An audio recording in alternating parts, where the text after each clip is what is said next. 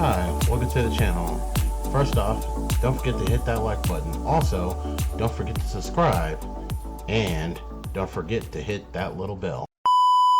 Hello. It's been a minute. A month to be exact. We're back! We're back! Classic! We are back! Yes, we are back. Finally, they fixed my computer. Not my computer. Effectively, they fixed the box. The issue was with the box. It wouldn't display my monitor. So, what they did, okay, first off, let's start over. Let's start at the beginning. Okay. So, a little while back, my PC about last month decided to, well, specifically the display port decided not to display anything on my monitor, so I couldn't use my monitor.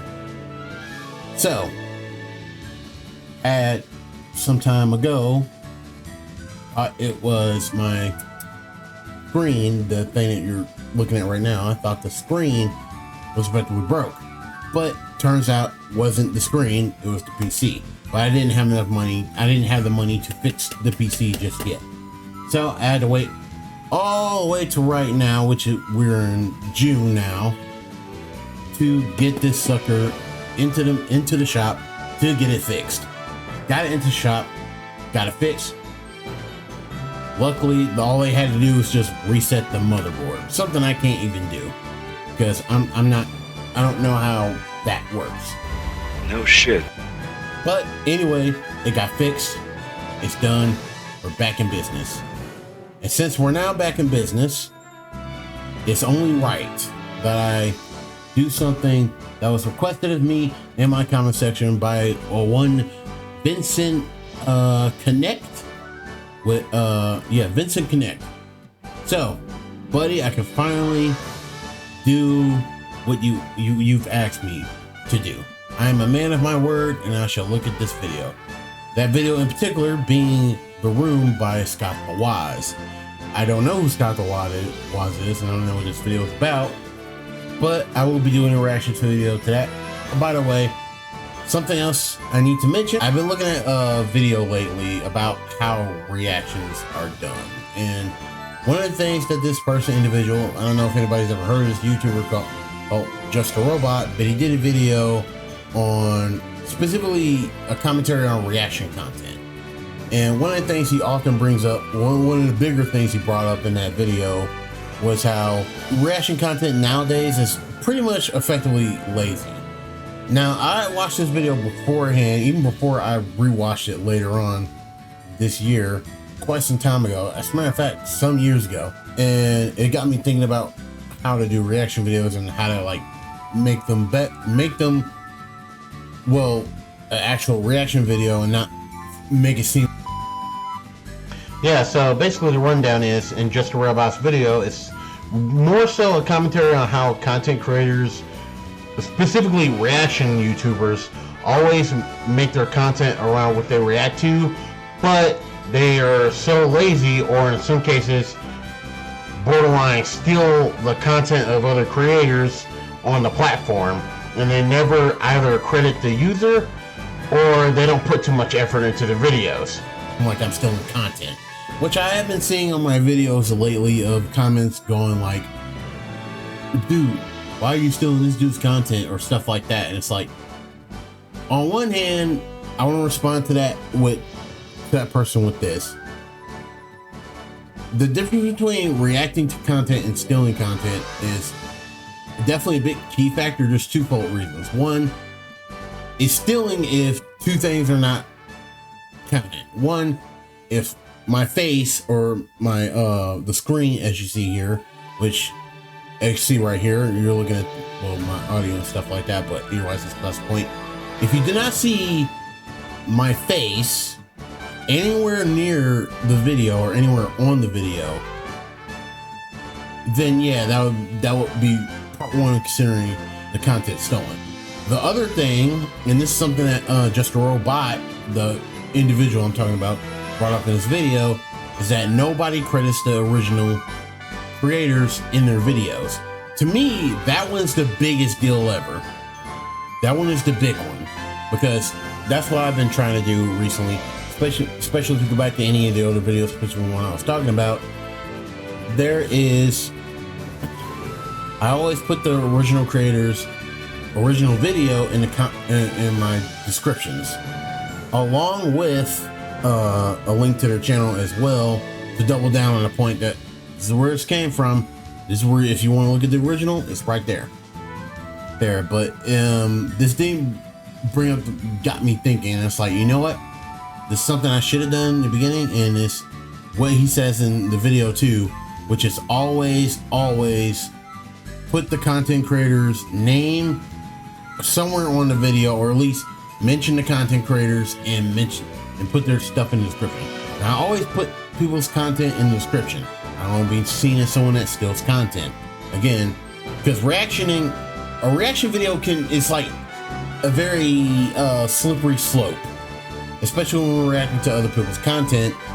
I don't want to be seen as someone that steals content. If I can't even get into contact with the original creators, I want to at least put their names and where it's come from in the description, and always say this person's original video is in the description. I'll even put it either in the end of the video, or I'll say at the beginning of the video, the link to the original video is in the description. Okay, that done, out of the way, we're all good. Now to this video that I have been given. Again, reiterate this again. Now going forward, it's got the Y's. This channel will be linked in the description at the bottom of this video, along with the game room. Also, I don't necessarily have to say it, but I can also put it up on screen to say that the link to the original video is in the description, along with the link to the channel. However, I'll only link the videos, not the channel themselves, because the videos will go to the channel, and you'll know who it comes from also. So anyways, let's get to this video in 3, 2, 1, 0. Let's get started. Hey y'all, Scott here. It's time to kick back, relax, get your... Nice to meet you. I heard a lot about you. See what you got. Let me turn the description, closed captions off, because don't need it. Heart rate questionably low, because today I'm gonna be showing you what happens when drywall and video games come together. Video games are pretty...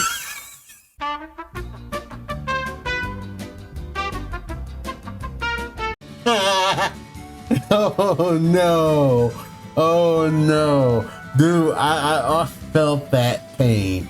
I felt that pain before. Like, there's instances when I was like younger, when we was living like in apartments and shit, we'll like hit walls and like leave a dent in a wall. Like, that's happened to me before. Cool, they got polygons and they were a waste of $40. But you see, they require hardware, electricity, space, wasting $40, and when you have a lot of physical video games and consoles, you need walls. That's a nice setup though. Yeah, as far as like my whole room setup, like my room is a mess.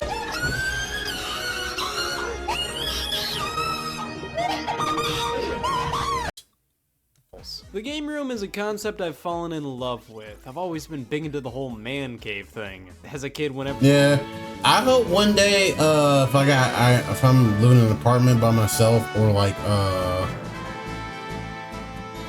if I'm in an apartment by myself, at some point, or have my own like little pad, I want to make a game room. But first, I need to figure out where I even want to live at. But frankly, where we live at right now, Redford, is actually pretty relatively nice. Nobody cares. Whenever I'd go over to somebody's house and it had a basement filled with a bar and a pool table and all that useless garbage they probably never used, I would always squee.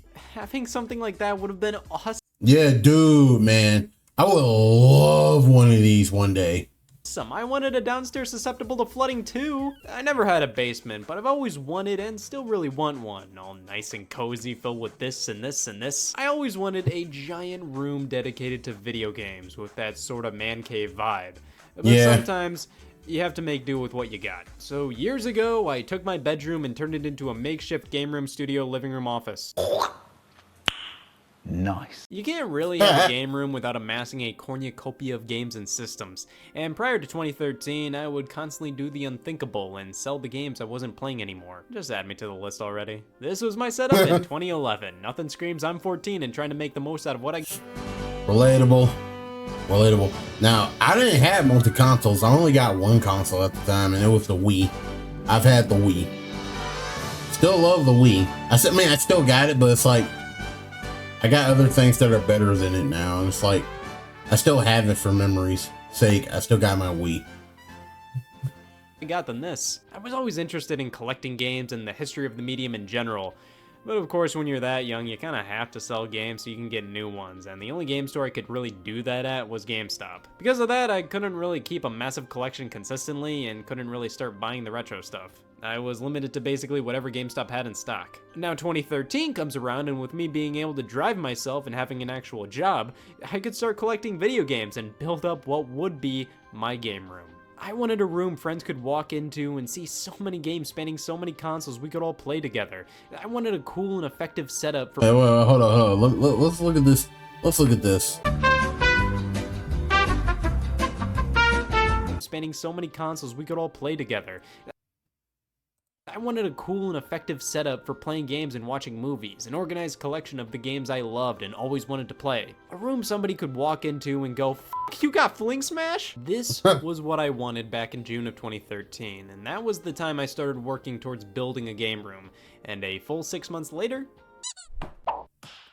this was after I started? I think God damn. It's alright, like— I had some NES and SNES games somewhere else. In this later picture, I moved them all to the bottom of this book. Dude, this man even got some old school game. Man, I wish I had that type of stuff. I believe we used to have something like this, whole dresser, or like, what do you call this thing? Not a cabinet, it's a... But why am I drawing a blank on the name of this fucking appliance? It's basically like, not a dresser, but I forgot what it was called. I'll probably have it up on the screen, or any of you can tell me in the comment section what this was originally called. I can't for the life of me remember what this type of thing is called. But no, bookshelf. There it is. There it is.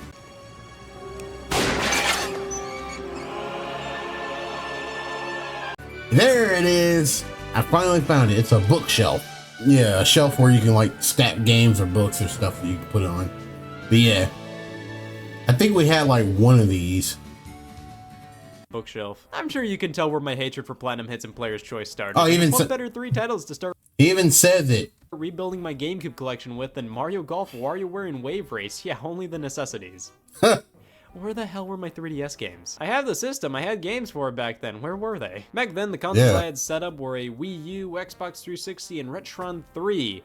It was one of those aftermarket consoles that played Genesis, NES, and SNES games. Oh, to wow. be fair, it did the job. I think for me back then, and for budding collectors, it's a cheap and efficient way to play the original cartridges. I also kept all my boxes for everything. Game consoles, accessories, electronics, everything. I just kind of piled them up in the corner. I was worried people wouldn't think I didn't mean business if they didn't see my iPhone 4 box. Over the next few months, I kept on buying more and more stuff every 2 weeks or so, and thus, I had to get serious.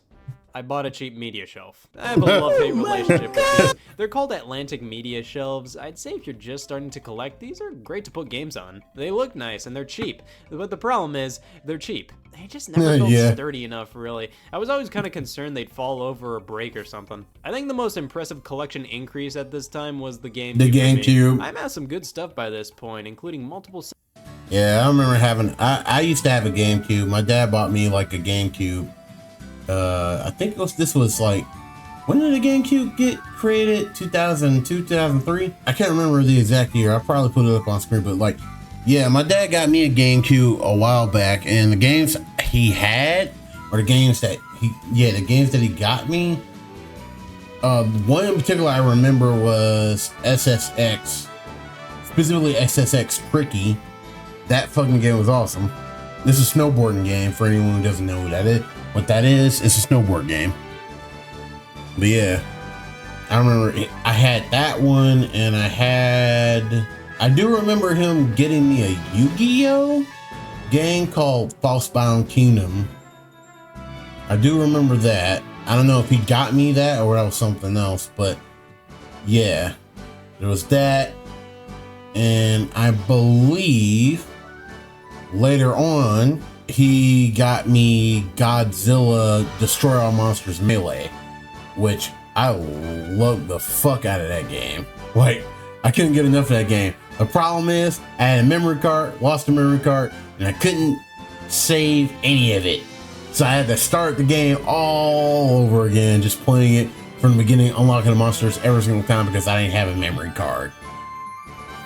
Fucking hate myself every single day from that, because of that. Fucking sucks.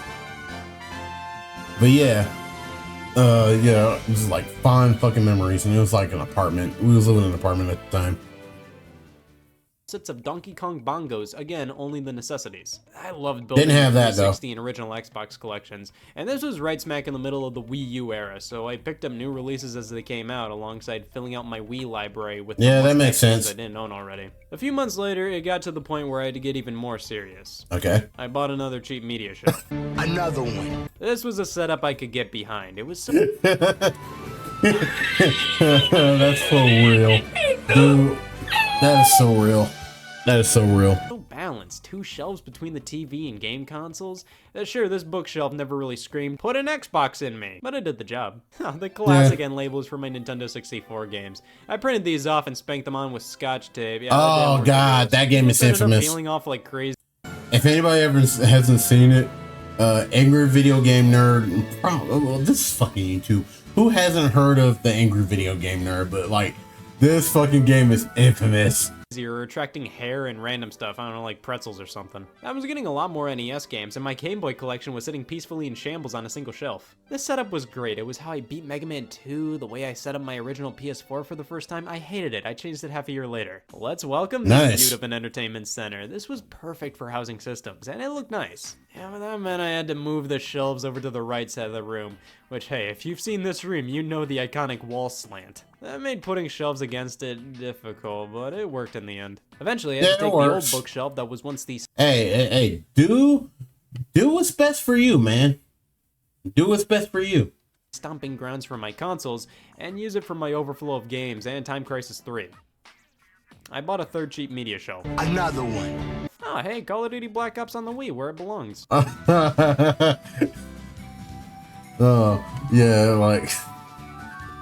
I eventually did a full-blown switcheroo, moved the TV where the shelves were, moved the shelves where the TV was. Oh, I bought a 4th cheap media shelf. Another one. It was then I decided to forego the cheap media shelf lifestyle and enter the realm of Sweden. IKEA is not only the best place to buy furniture, it's the best place. I'm only laughing because it's real. I mean, come on, food court, furniture, for God's sakes, they have Oh, they have a food court? I upgraded to a... I don't think I've ever been in IKEA. Do they have a food court?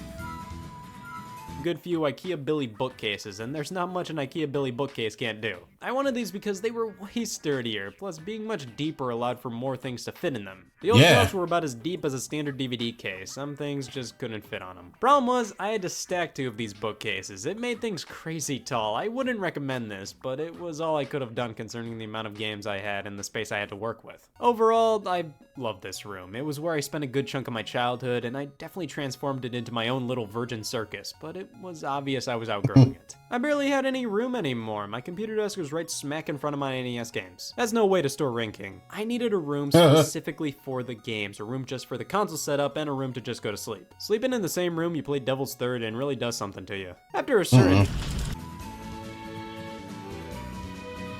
happened, I moved into my own apartment, and thus we have BAM, a room for games? This is my current game room, and I'm pretty happy with everything as it is. There's not like a ton of room for expansion, but I can definitely make things work if I need more space. But of course, we gotta start here. I have all my main game consoles I consistently play in the living room down the hall. I upgraded the TV stand to this. It invokes the spirit of the original one I used, but has more of these shelves for consoles. I really like this style of TV stand because there's a hole in each section to feed wires through. You see, that's one of my least favorite things about setups. I look slightly behind the TV stand and it's terrifying. I went for more of a wood look compared to the black coat of paint of my old one because, while I think the black looked cooler, it showed dust like crazy. This style hides imperfections much better in my opinion. I mainly keep consoles that I use a lot hooked up at all times. Of course, systems like the PS3, 360, OG Xbox, N64, and GameCube are plugged into the dreaded surge protector that's left unplugged and is only plugged in when I want to play any of these systems of doom. I keep them out here because they're systems I have a lot of games for, but I don't play them enough to warrant a greater fire hazard than I already have by leaving everything plugged in all the time. The PS4, Xbox One, Wii U, and Switch are always plugged in just because I play them the most. Of course you may go, wait, you keep the Wii U plugged in? Yeah, I hate me too for saying I still use the Wii U frequently, but it's my way of playing a ton of generations of Nintendo games. I play Wii U, Wii, and Virtual Console games on this thing. Until the Switch gets all or a good chunk of that stuff, I'm leaving this plugged in, unfortunately. But what about the Xbox One? Do I use that frequently? No, but all these systems were kind of made with the intention of being left plugged in. I mean, the PS4 screams at you if you unplug it improperly, so I'll just do what it tells me. I know probably all systems are made with the intention of being left plugged in, but stuff like the Switch just goes into sleep mode, PS4 has rest mode, and these guys are the most modern consoles, so all that adds up to me. Dude, I got a friggin' PS5 now, and just like hearing that sound and then just seeing the screens just become nostalgic now. Just leaving these plugged in. I use the Super Retro Trio Plus for playing Genesis, NES, and SNES games. You see, I never grew out of that shitty aftermarket console phase of my life. Now, I mainly use this as a means to play these types of games through HDMI. It's actually pretty damn good, though with the main flaw being that all the games are stretched into widescreen. Would you ever trust somebody that looked like this? A lot of TVs have a feature to squish a widescreen image back the old Konami logo. And if you're using this console to get a gameplay footage, you can always format the screen properly while editing. It doesn't make it less annoying though. I house most of my controllers in this bookshelf here, with either just one or two in a Ziploc bag. That helps me stay organized and keep the controller wires from tangling up and things getting too funky. Now, the only other game-related doodad I have in my living room is my beloved Galaga Arcade 1-Up cabinet. I always wanted an arcade machine. I've specifically looked at this one right here, the Pac-Man Arcade Party one. I love the old school Namco arcade titles, Pac-Man, Miss Pac-Man, Rally X, Dig Dug, and definitely Galaga. I've always wanted an old school Namco arcade cabinet with either a few or all of these games I fell in love with. The thing is, arcade machines can be stupid expensive, a pain to move, especially into a smaller apartment like this. It can be tricky to maintain. Arcade 1-Up makes these cabinets that are specifically made for at-home use. They're smaller than a regular cabinet, but big enough to still feel like an arcade machine. The base model is supposed to be played while sitting down, but I bought this riser. Is it perfect? No. Is it better than an actual arcade machine? Does it have better controls? Again, no. But everything in my opinion is good enough for the $250 I paid for this. And for casual arcade fans who always wanted an arcade-like experience in their homes, it's perfect. Like, yeah, the original machine's quality is way better with, like, the paint and sticks and buttons, but the 1-Up cabs still feel like an arcade machine. Not as good, but it does the trick. It's lightweight, it's easy to move, and I officially have a Galaga arcade machine. That's amazing. It's pretty lame to me that the Namco releases only have 2 games on them each, though. They have like a Street Fighter 2 one and these Atari ones that include more games, but here, it's just Galaga and Galaxian. I'm sorry, Galaxian is fine, but you give me the choice between the two, I will always play Galaga, so really it has one game. I'm hoping for a Namco Museum arcade 1-Up cab. I remember this. I remember having this. It was a PS2 let's move though. Over to the meat and potatoes, the cream of the crop of any game room. The game room. Here we have Sex Wall. I kept with the Billy bookcases from IKEA, but just like what I did with the TV stand, I opted for this light wood grain style instead of the black. Like I said, the black looks cooler, but it shows too much dust. The modern games start things off. Everything's in very rough chronological order of when the systems release. Like the Switch starts, it then goes to Xbox One, PS4, PS3 next for some fucking reason, and Wii U. I plopped the PS4 and PS3 together just because the cases are around the same size and they're both PlayStation consoles. I thought it fit well. The Wii U collection. Oh boy, it's one of my darkest secrets. I own nearly half of the North American library for this thing. It's something I kind of like whittling away at. I'm not necessarily looking to get a full set, but if I get there one day... Okay, sure, that's what I'll be known for. I own basically all the good games and nearly all the Nintendo first-party titles, except Mario and Sonic at the Rio 2016 Olympic Games, damn it. Next shelf, we have Wii and GameCube. Wii games, I kind of own all the major ones I've always wanted. I think the last... Let's see what we got here. We got Call of Duty 3, World at War, Black Ops, Still surprised most of the those games actually was on the Wii. They probably probably the graphics were probably shit. I don't know how the gameplay was, but 9 times out of 10, graphics weren't that good. So we got Dead Space. Oh wait, there was a Dead Space on Wii?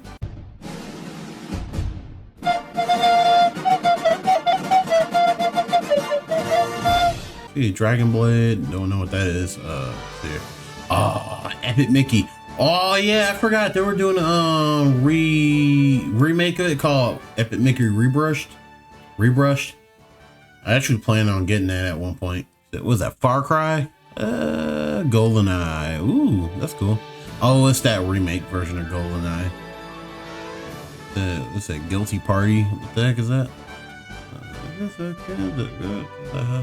Oh wow. Last one I was able to check off was Kirby's Dream Collection. There are definitely some I still want, so if I see something I want at a good price, yeah, I'll do the unthinkable and buy it. But overall, I'm pretty content where I'm at. GameCube, similar story. I'm definitely still missing some of the must-haves compared to the Wii, and mainly because GameCube games are just way harder to come by. But I have most of the probably even harder now. Major ones I want. Xbox 360 and original Xbox. Listen, I love both of these consoles, but they're also in the I've gotten almost everything I really want for them camp, and it saddens me. I generally have an unwritten rule with most consoles. I generally pick my platform for a generation, and that's where I buy most of my multi-platform games. Here, it's PS4. Generation before that, it was the 360. Generation before that, it's the original PS2? Xbox. This console is great. It was the most powerful. I thought you were about to say PS2. I don't care what anybody say, PS2 is the best console. At the time, and on top of that, it has a great library of exclusives. I don't know why my collection splits off and continues all the way over here. I just don't. The retro shelf. Contrary to me being a stupid kid, I grew up with all these systems in one way or another. Whether it was playing the NES at my grandma's house, playing SNES games on the Game Boy Advance, N64 games with my cousins, I just straight up had a Genesis. I love the older games. They're some of my favorites to collect and fiddle around with. NES games are fairly cheap in comparison to the other platforms, especially considering a lot in this collection is just pure garbage. I haven't really delved into the hacks and homebrews market for any system, but I do have the reproduction Nintendo World Championship, Campus Challenge, and PowerFest cartridges for both the NES and SNES. I love these things. They're the coolest to own. SNES games are dumb expensive, so I still have a ways to go. Definitely some key titles missing, and collecting N64 has never been my favorite. I'm in the camp that believes the vast majority of games on the platform have aged poorly or just were never that great to begin with. Still, some of my favorite games of all time are on this system, but it's one of my least favorite Nintendo systems to play today. I did buy these end labels on Etsy, I believe from this seller. You just get a full set of all Nintendo 64 game labels, and they do the trick. Genesis, oh my god, I love picking up good Genesis games in the box. It's Sega Genesis. Like people don't talk about some of the best Genesis titles as much as. I remember, like, back in the day, my dad was like living with, I think, a best friend of his, and well, I think it was like relatives. My cousin Barry, he had a Sega Genesis, and I think he had another console, old school console, or they were both just Sega Genesis. I can't remember, but like we had that.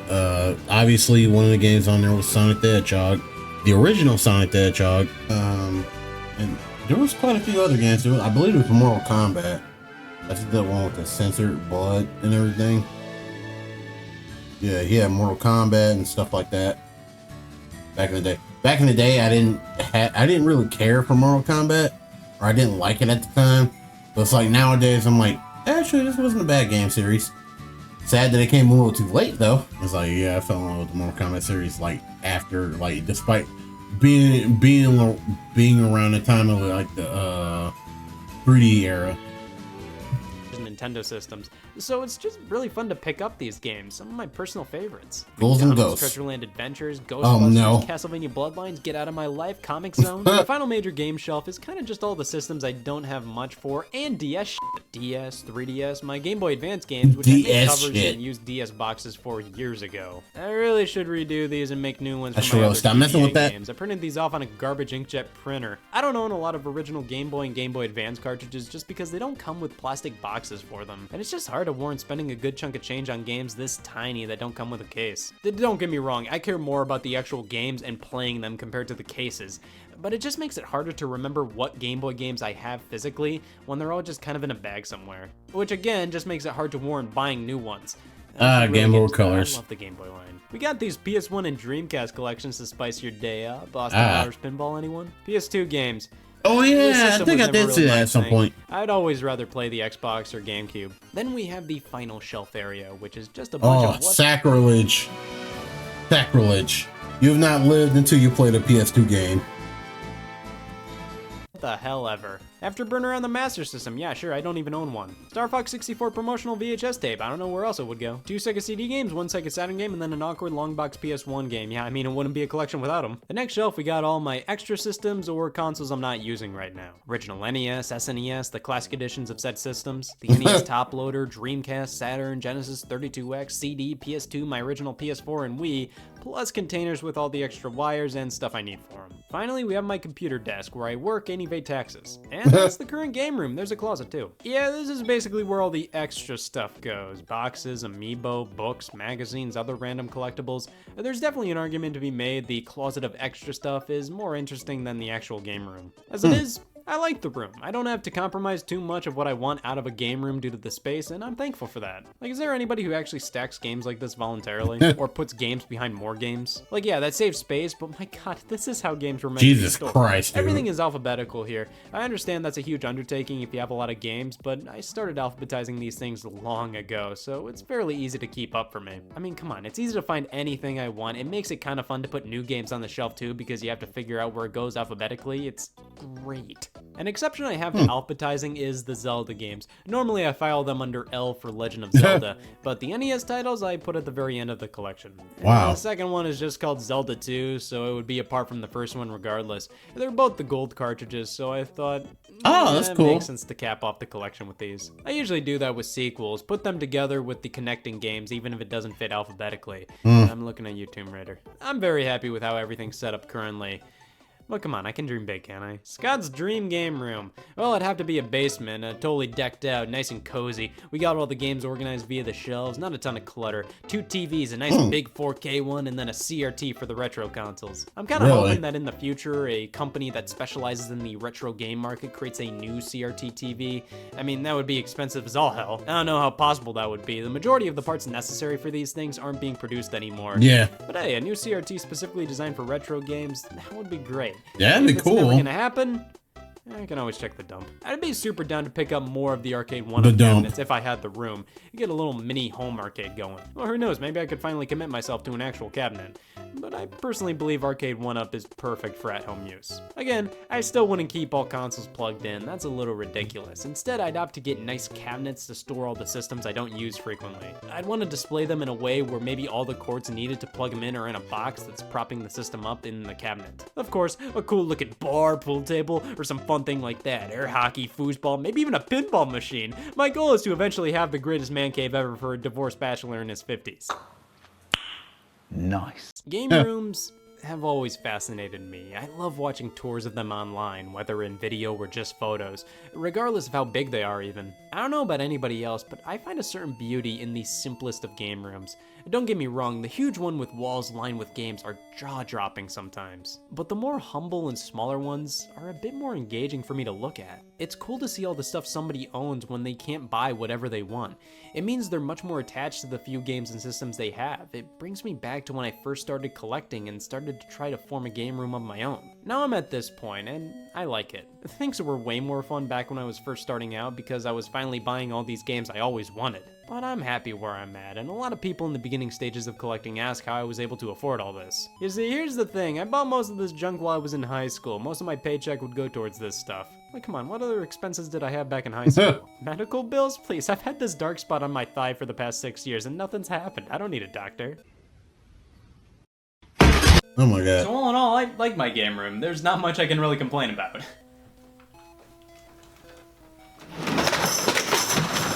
Oh. Except that does happen sometimes. Okay. So, yeah. Ladies and gentlemen, we're back. That was an interesting video. Thank you again to Vincent, I think, was it Vincent? His name was Vincent. Yeah, Vincent Connect. Thank you again for the video suggestion. Hope you like my reaction. It's like, again, I'm a monotone guy. Like it'll take a lot to like get a reaction out of me, for the most part, or like things I'll be interested in. I'm like super focused. That's always been a thing about me with my reactions specifically. I'll comment every now and then, but like, yeah, this was a very interesting video. Yeah, once again, thank you guys for joining me today, and we're back, baby. We're back in business. I'll see you all next time. Peace.